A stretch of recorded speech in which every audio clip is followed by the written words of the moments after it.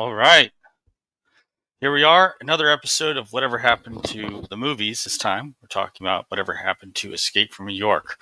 Before we get too far into this film and talking about it with a little bit of retrospective, we're going to go over some game news, and I'm going to talk to you about the big year that is 2026. So, Michael Kaczynski, the co-founder of CD Projekt Red, he bought GOG.com. So now all of GOG.com is his private property.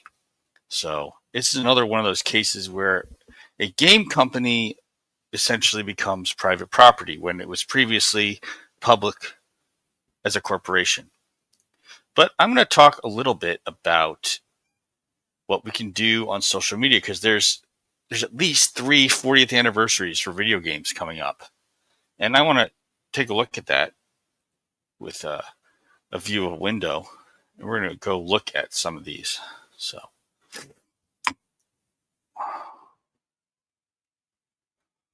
all right. Go take a look at some of them. I'm going to get the window shared in a little bit.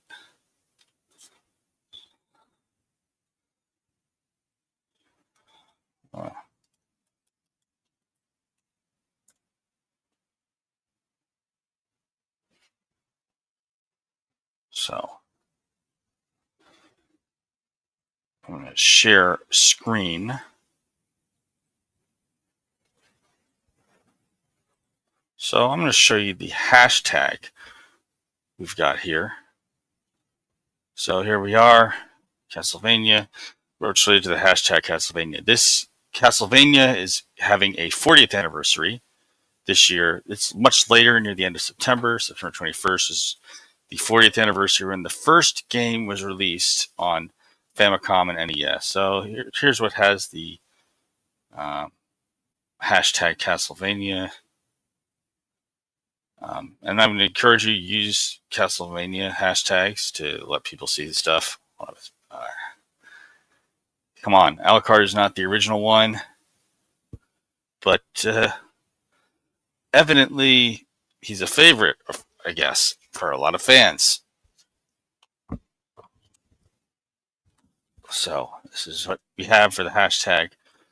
I'm going to try another one, Castlevania 3D Collection, because that's something I've been wanting to encourage us to. Here we go.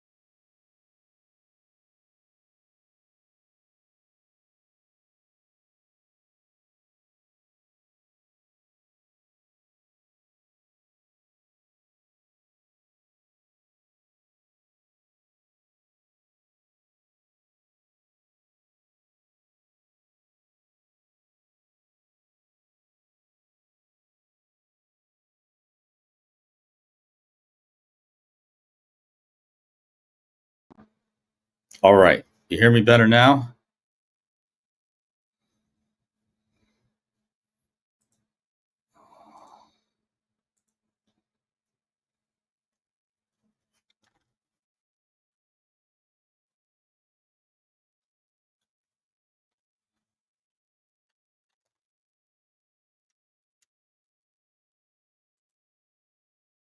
All right. You hear me?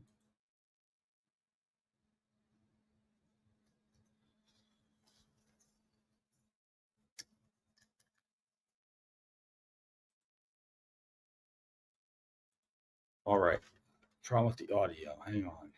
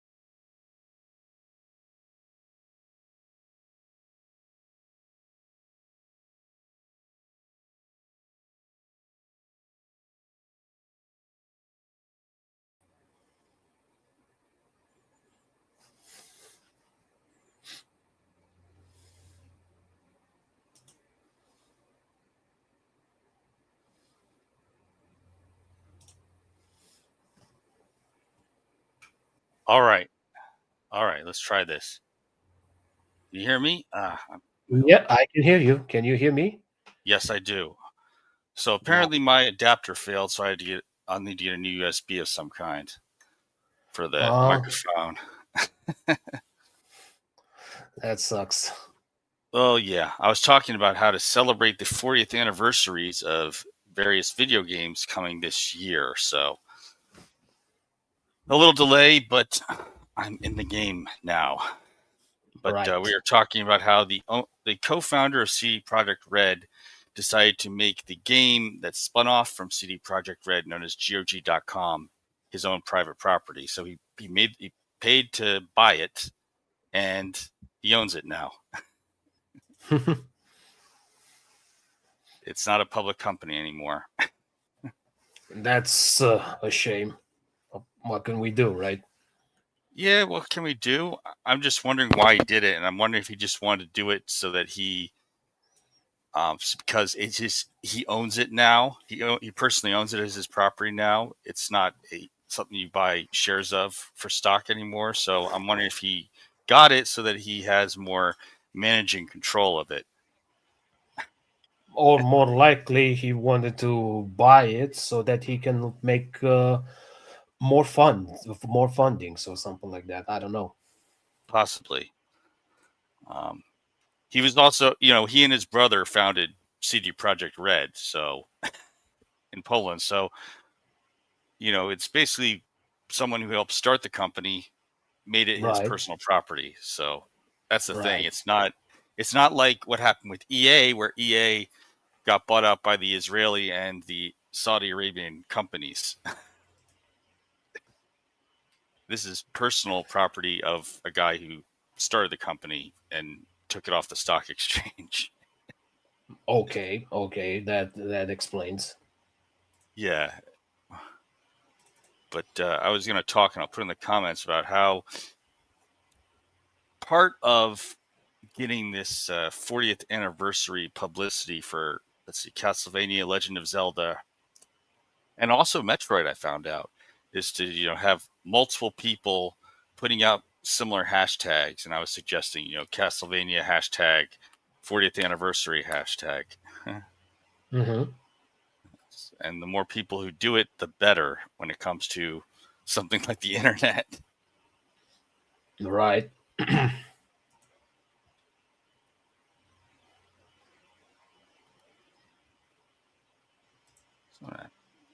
So let's get to the comments here and have a little response to them.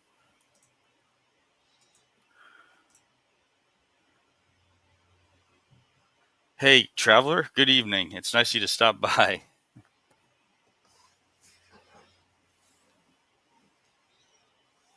The best thing, Chaos, is that I'm your brother, so you can just ask me for the Wii if no one's using it, and I could get it over to you. So that's the best thing about me being your brother, okay? I can get you the PlayStation. So start off with Escape from New York. So 1981, directed by John Carpenter. I don't think it's the same John Carpenter who played the Who Wants to Be a Millionaire, is it? I don't think so. We'll actually find that out. Why not? Let's go see. Yeah, John let's Carpenter. Let's find out. see. I'm curious. I'm just curious, that's all. If it's him, I swear to God, I don't believe it.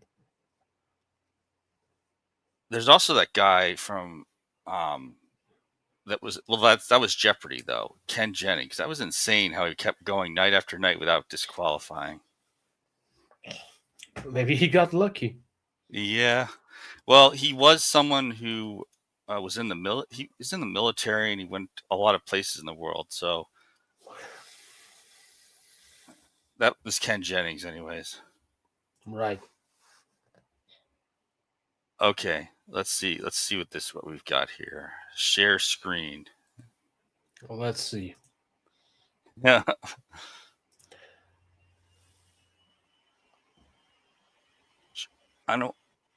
Okay. I don't like that AI thing getting in my way. Okay. An American game show contestant and IRS agent. Okay, so he isn't the same John Carpenter. He is the 15th He is the 15th highest earning American game show contestant of all time. Oh, okay. So he's the first one to win the $1 million on the show. Yeah. Okay. So that solves it. Thank you. That was a good question. Yeah, no, because like I said, I was pretty sure that it was not the same John Carpenter. I mean, how many people now these days that goes by the name and get mistaken identity? Yeah. Yeah, it would be. I mean, yeah, it would not be he would not be this name would not be the first or the last in my personal opinion. That's what I'm trying to say.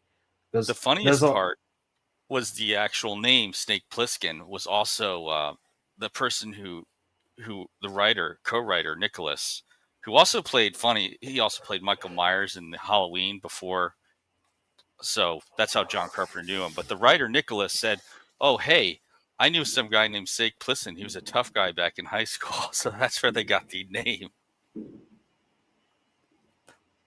At least he did not get the name Snake Logan from Biomenace game. Oh, yeah. Snake Logan. So it was inspired by the aftermath of Watergate and the rising crime in major cities during the late 1970s.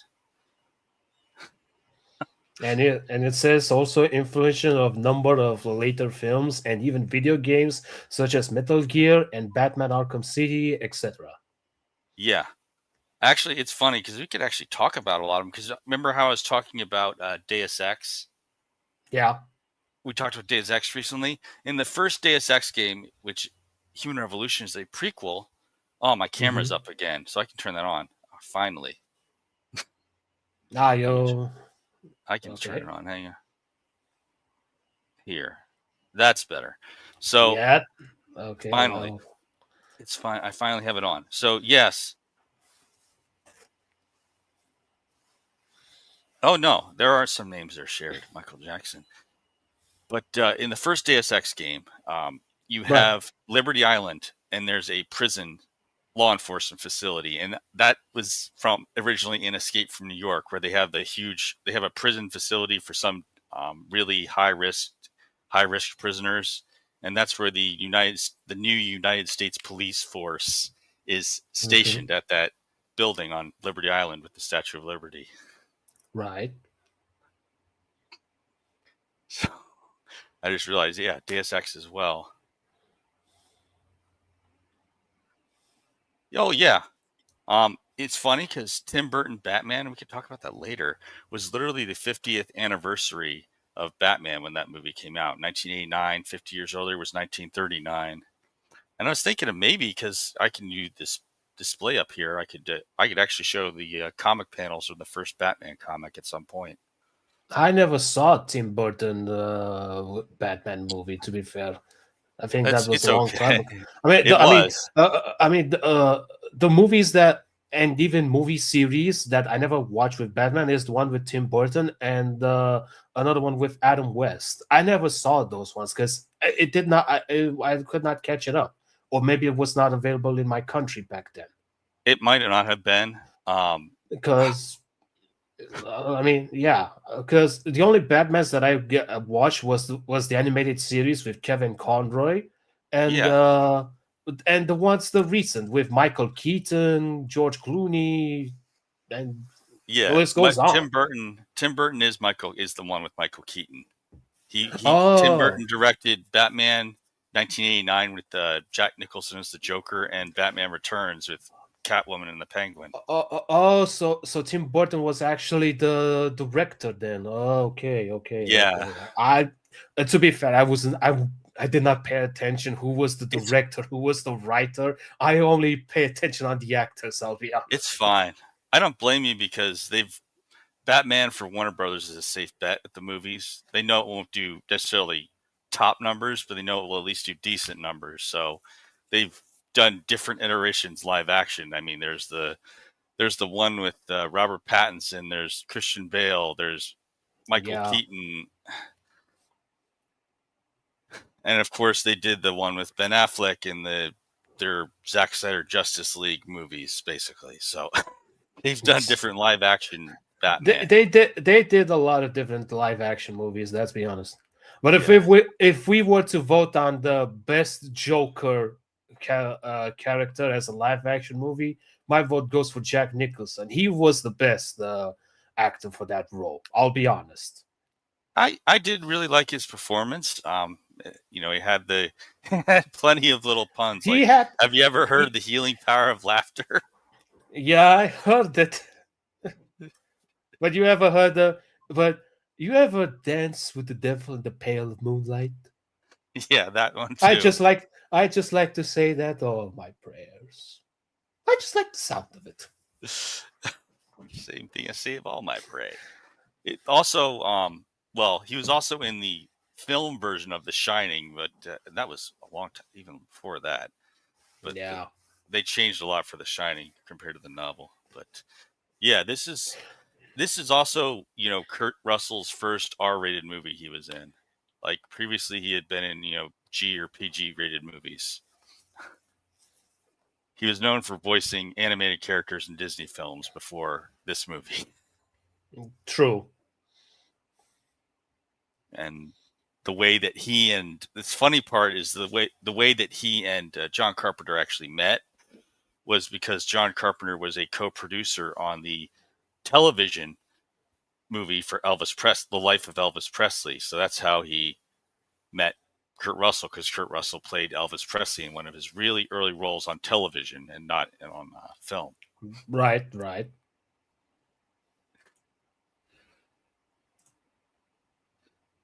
Yeah. But the main idea was that crime was going up in American cities during the 1970s, and also there had been recently at Watergate, where the president of the United States actually resigned, Richard Nixon.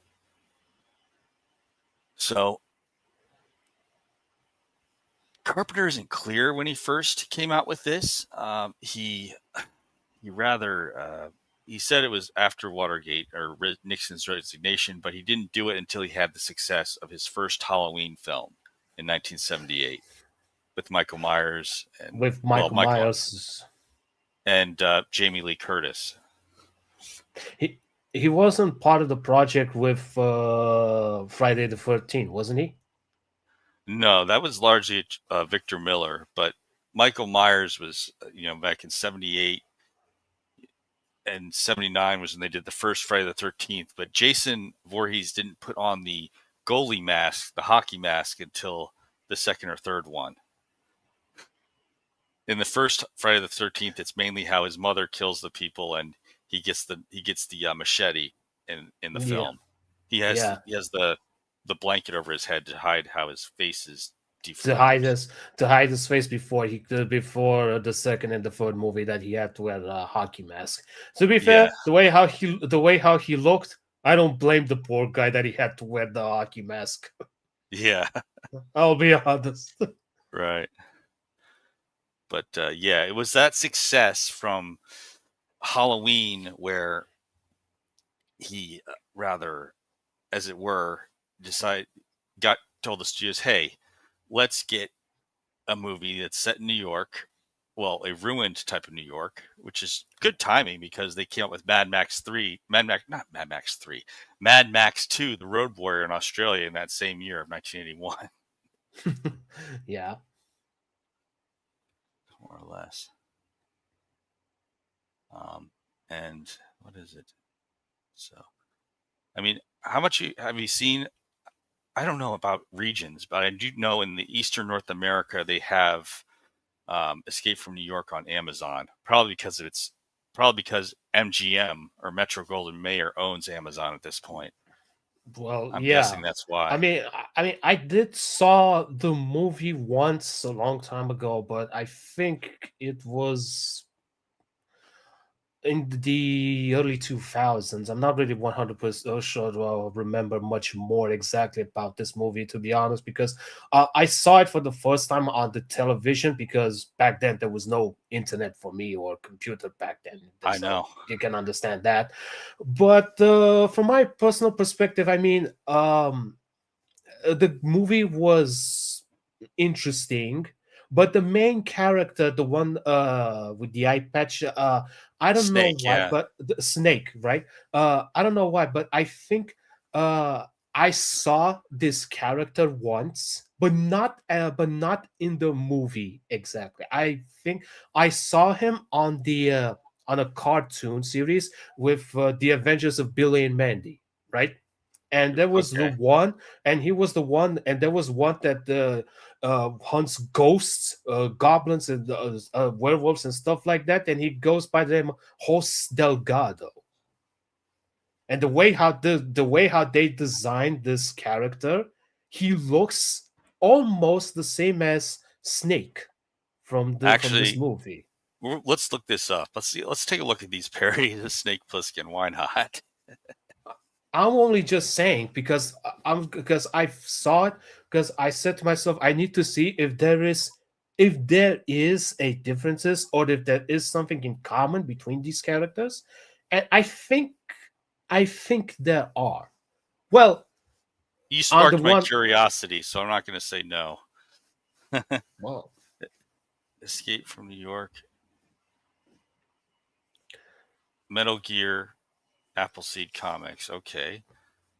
That's not very good. But again, this is a wiki, so honestly, what could I expect? There's nothing you can expect from the Wikipedia. Not everything can be obtained information. That's true. But if you like, I can send you the link and DM it to you privately so you can see the character that I mentioned. Sure, send in the private chat. Let's see.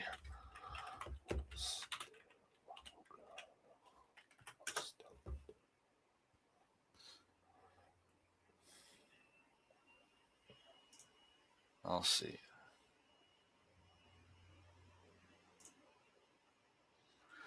Ah, gotcha.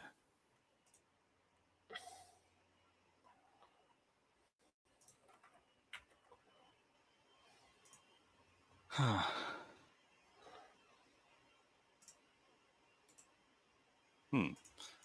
Interesting. Okay, so I DM'd you the message. Ah, gotcha. This is the person who I was talking about. All right, let's see this. Hostelgado. Yep. Yeah, I got it. Hostelgado. That's it. So I want to see this. Hostelgado. All right, I'll have that real soon. Share screen.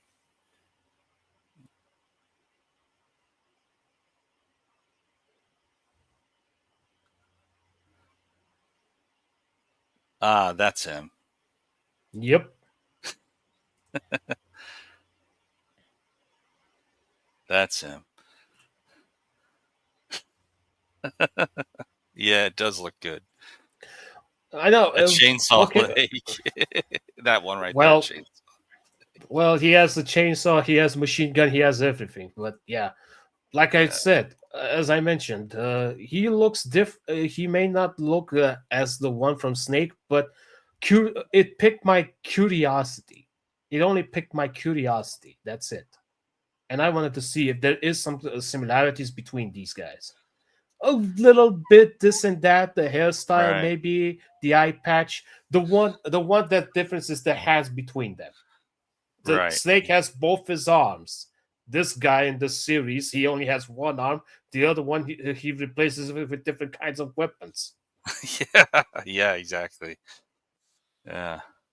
The other one part that's interesting is Escape from New York is meant to be set in 1997. Metal Gear Solid 2 is in New York City. You have New York City being held hostage by terrorists, and it is the year 2007.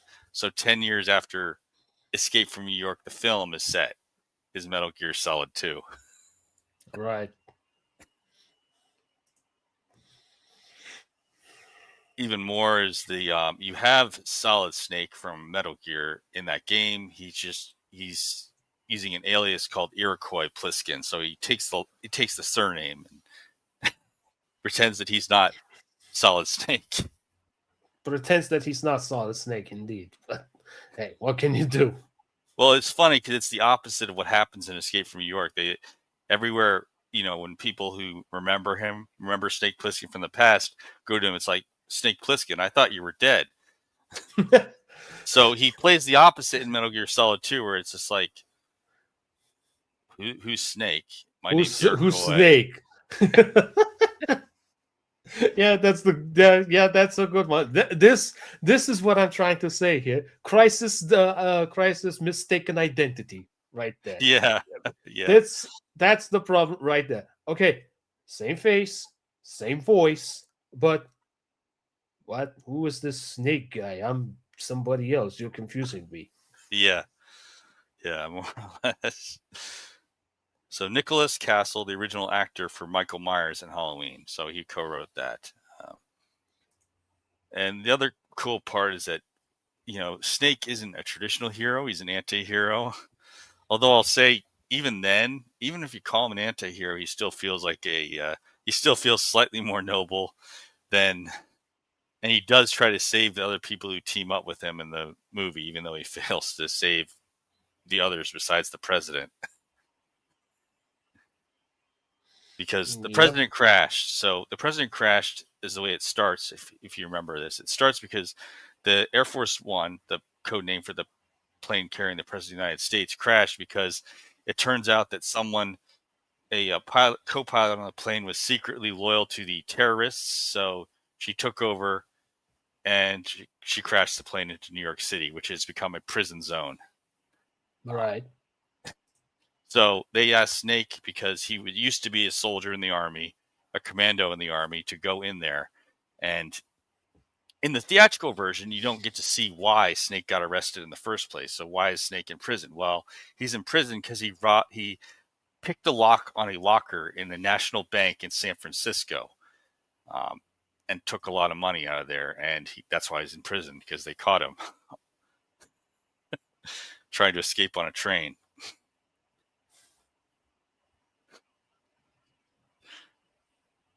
So, yeah, yes, they were definitely fans of old school films. I guess they were, but hey, who are we to judge, right?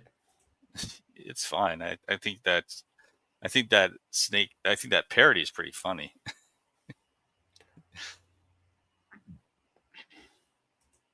So Alan Howarth played the synthesizer. So the musical, so it's being played by Alan Howarth. John Carpenter wrote the music.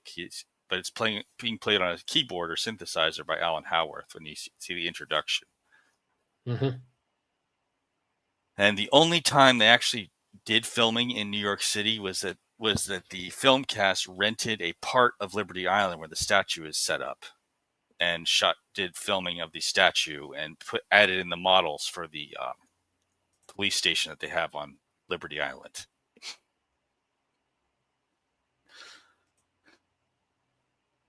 But that's where Deus Ex got the idea of having its own police station on Liberty Island next to the statue. Right.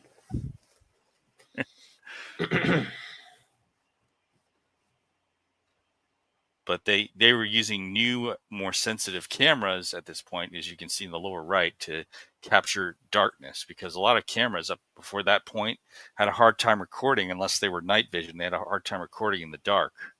You know, they had to actually bring lights in to shine on it. Exactly. I mean, back then it was a bit kind of difficult to make the adjustments to the brightness on the camera and stuff like that. I mean, there was no high technology back then that can help. Even though, let's say that you are filming and that you are using a computer trying to edit stuff to make it look like like it's a realistic thing that you are watching, that everything is real, that it's not props or the cast or something like that, or computer generated, right? Or computer generator, exactly. But I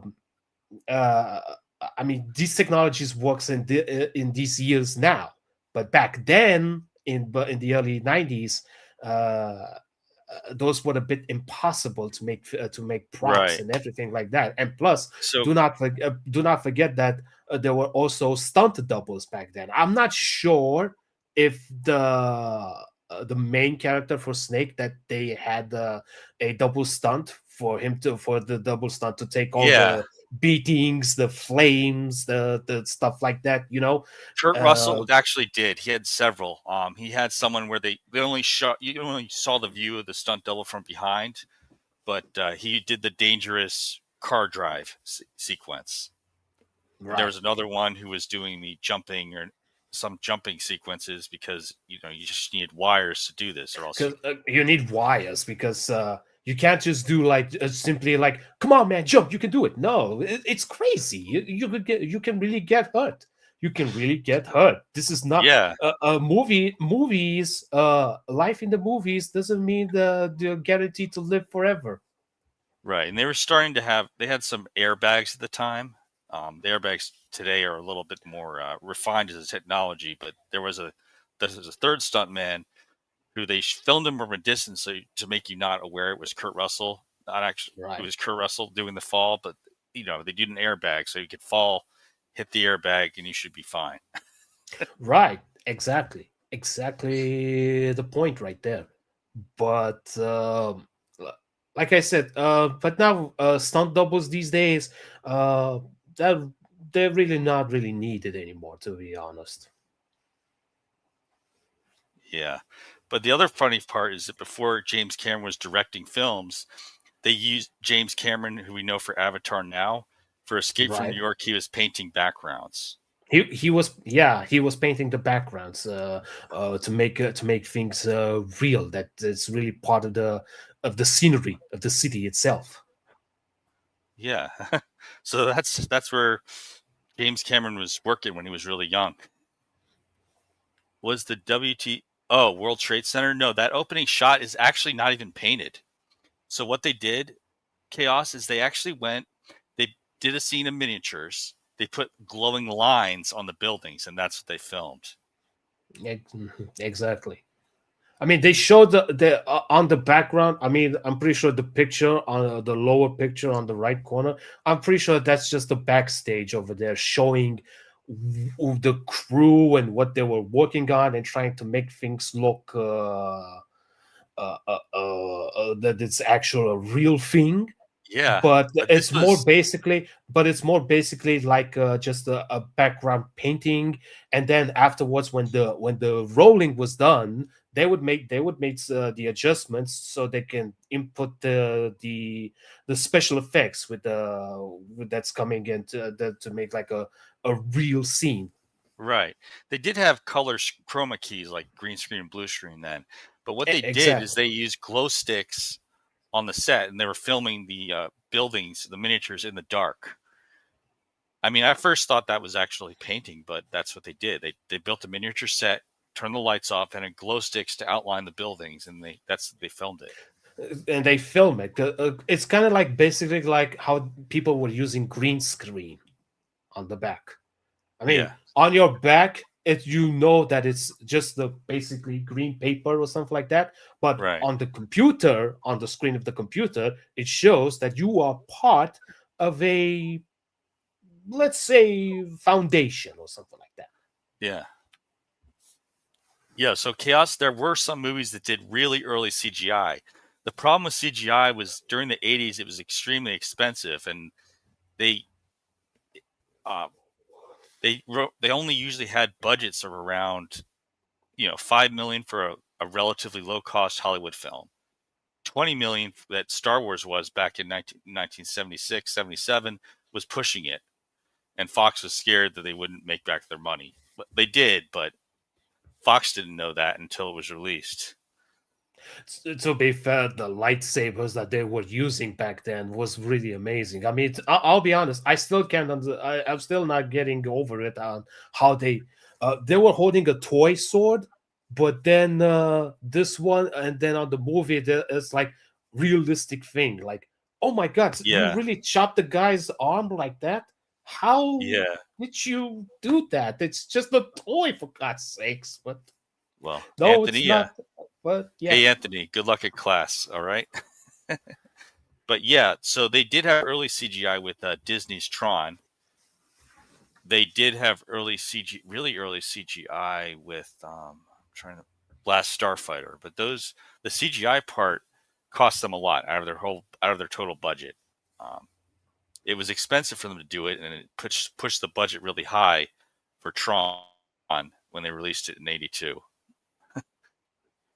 They I thought it was Kurt Russell for a second. I realized no, that's Jeff Bridges in Tron, not Kurt Russell. I was about to say they weren't available for Star Trek or Battlestar Galactica back then, were they? Well, they could, They are and less it's CGI. funny. What's funny is that in 1979, Lucasfilm did a test of CGI, but they didn't want to do it because it was just less than a minute. It cost them $5 million to do that test.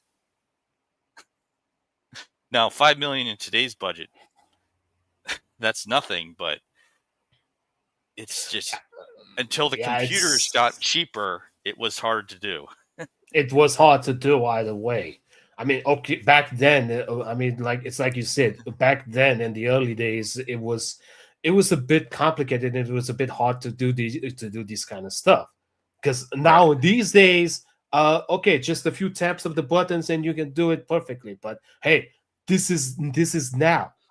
But back then, if we are able to go back in time, I can prove to you that back then it's a bit hard work and it's a lot to do. It was. It was because in a lot of cases, such as Tron, they had to rent the computer to do the CGI. So Exactly. they were paying by the hour of using that computer that they were renting to do it. Exactly. Because having your own computer is back then is I'm pretty sure it was also pretty expensive. It was. I mean, Even no matter it was which like no it matter was which 700. It was yeah 700 in the 80s, but today that's thousands. today That's like it's three now thousand thousands. dollars. Actually, I'm gonna do Yeah. the inflation calculator to calculate so we can check how right I was. So 700 in 1984. Let's see how much that comes out to today. We're gonna do that. This is really fun to do because I did this with my end of the year one. And it was fun because Trevor mentioned so true. CGI and special effects were very costly and primitive, but they do have their charm. Pretty true indeed. That is pretty true. I mean, they did it in Tron to do how they made the bike draw the lines. That was CGI when they were drawing in lines to make the bike appear in the computer Exactly. program. Yeah, and that was Okay. something very impressive. I mean, it's almost the same as how they did for the video game for Saint Row 3, for example, where there was a level that you were in a virtual world, and also kind of like it's basically based on Tron. Yeah, they did make a Tron video game in 2004, which was Tron 2.0. Yes, they did. It's like if I'm not mistaken, it was like a first-person shooting. Yeah, it is a first-person shooter, and it changes for you to do the light cycle mini game. So I'm going to try to do this. Let's try 85. Okay, Yeah. 85 or purchase an item for 700. Okay. Then in 2025,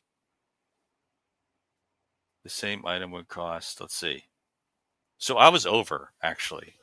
2,108. Yeah, well, you were pretty close either way. By about 1,000, 3,000 was like 2,108. But yeah, it would be a lot more now. Yeah, it would be indeed. So it doesn't matter either way. Yeah. Wow.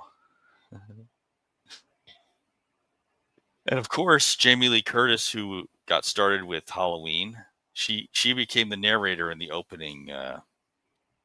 We can actually watch this. I have copyright issues, but we can actually watch the intro to Escape from New York. I'll share the link with you so we can just watch it together. So that should be fun. Should be fun. Yep.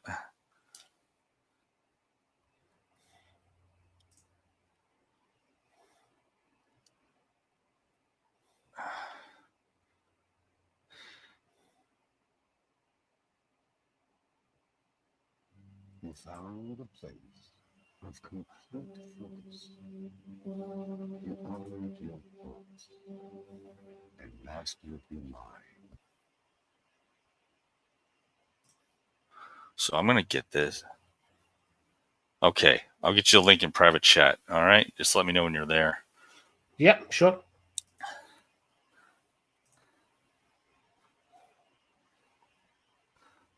So studio chat. If you have that tab, go look there and you should see it there. Yeah, I see it. Just gotta wait until I can skip the ads. Yeah. Okay, I'm in. All right, got it. Let's start this out. All right.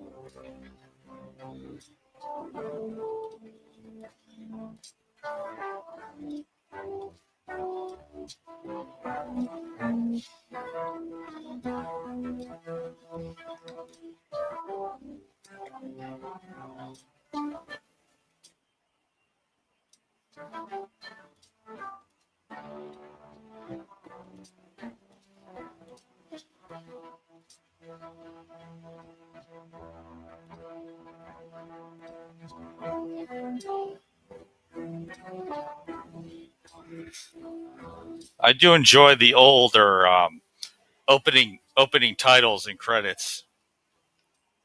Yep.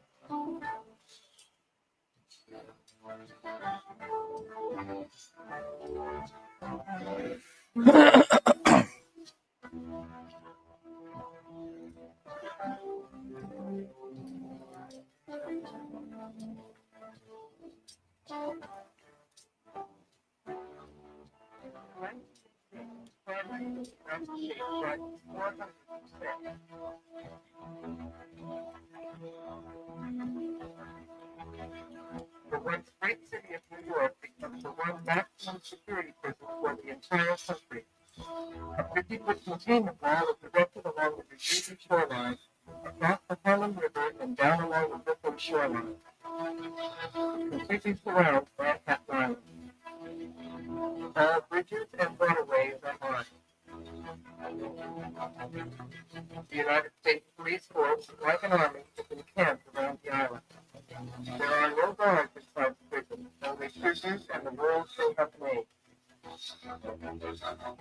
The rules are simple. Once you go in, you don't come out. Yeah, a good rule. What can I say? Yeah. But it's funny that this and Mad Max 2: The Road Warrior came out in 1981, and they just influenced so much of what gets made now with what they set back then. Just this horrible, dark future society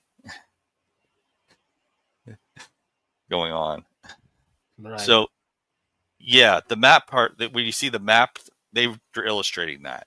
But when you see the actual buildings light up, they're using light sticks on miniature buildings to do that. Right.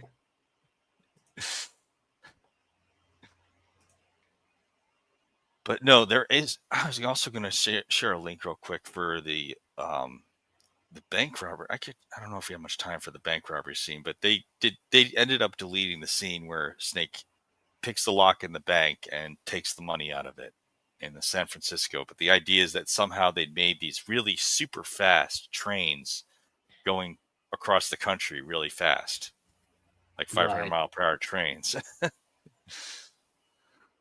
So that's the basic story of how Snake became a criminal. He stole a bunch of money out of a locker at the National Bank, which in the Escape from New York universe is in San Francisco, California. He took money out of the bank. He and his accomplice then took a train across the nation to Florida, but there were police forces waiting for them when they got off in Florida. So that's how Snake got caught, and his accomplice was killed because he didn't stop or surrender. He ran. Right. But they didn't show that in the you can get it on the special features for the disc version of this movie, the DVD, but it's not in the theatrical release. No, it is not.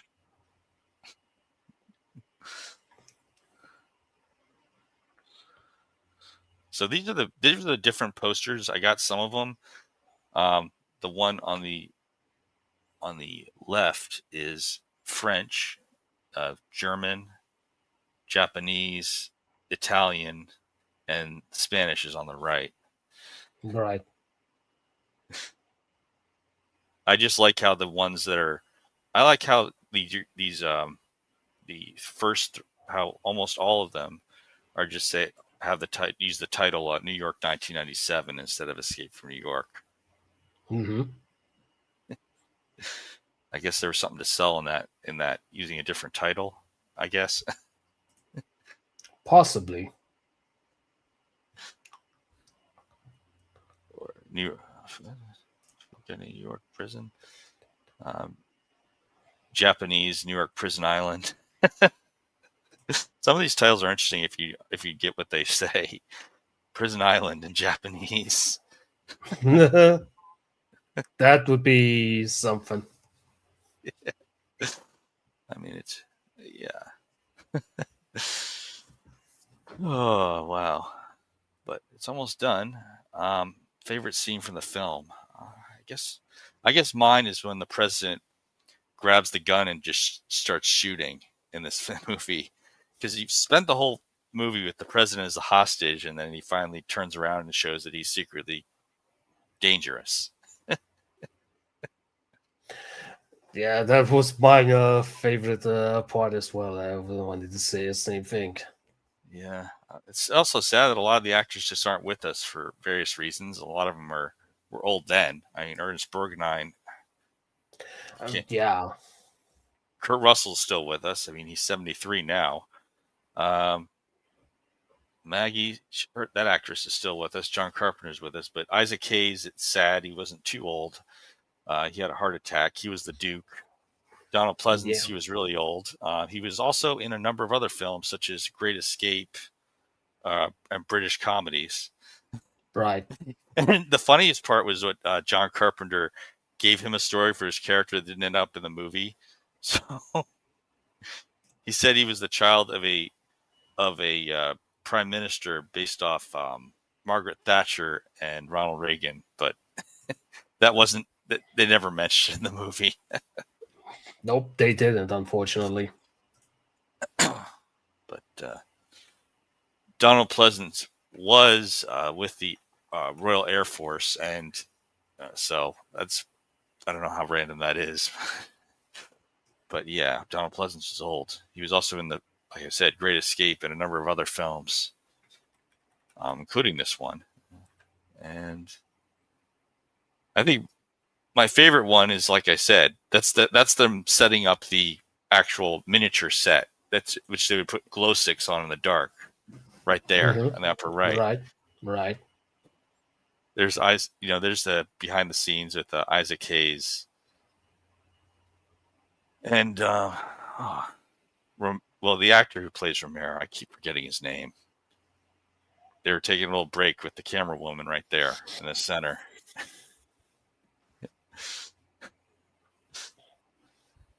But this is what's coming up later. So next week and the week after that is Whatever Happened to The Legend of Zelda and Whatever Happened to Castlevania 2, Simon's Quest.